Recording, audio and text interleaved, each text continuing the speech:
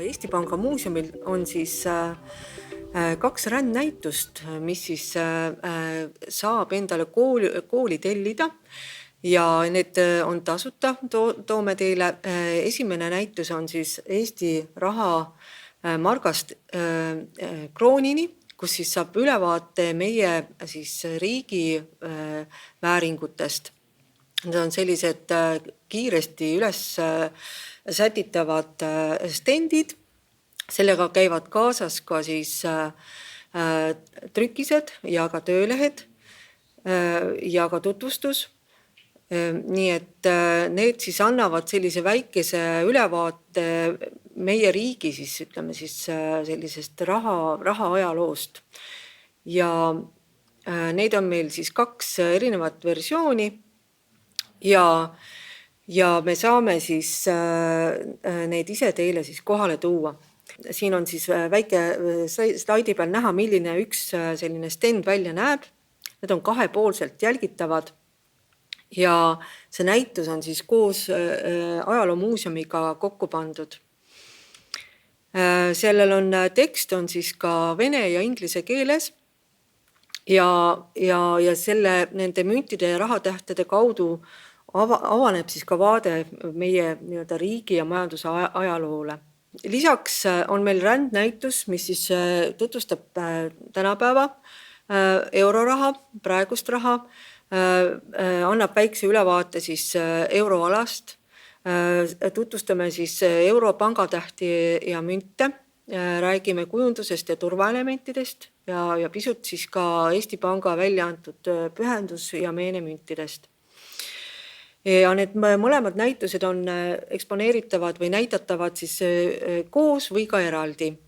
Ja lisaks on meil siis pakkuda ka muuseumis haridusprogrammid.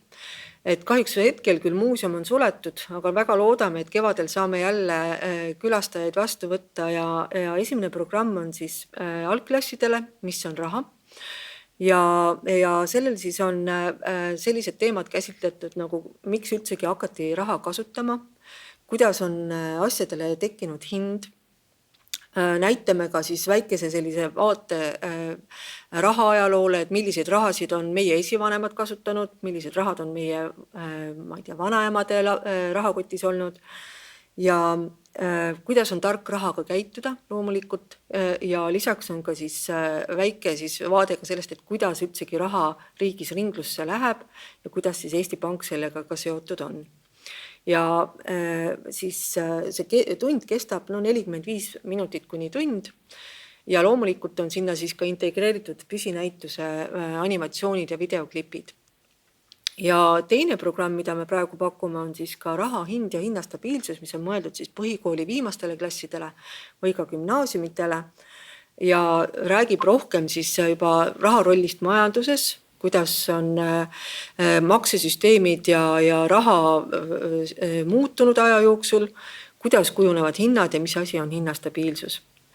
Ja see on nii-öelda siis meie nii-öelda teise saali teema valdavalt. See pilt on siin näha, kus siis need teemad ka meie püsiväljapanekus käsitletud on. Ja siin on samamoodi siis tund kestab umbes 1 tund ja saab selle siis eelnevalt broneerida. Ja loomulikult oleks siis ka võib-olla huvitav või niikaua, kui me tõesti praegu ei saa külalisi vastu võtta, siis muuseum.eestipank.ee on selline veebileht, kus siis saab tegelikult näha valikut siis meie püsinäituse animatsioonidest ja videoklippidest.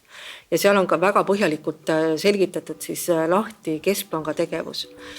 Nii et ka seda täitsa tasub võib-olla õpilastele võib-olla mingitel puhkudel siis soovitada külastada.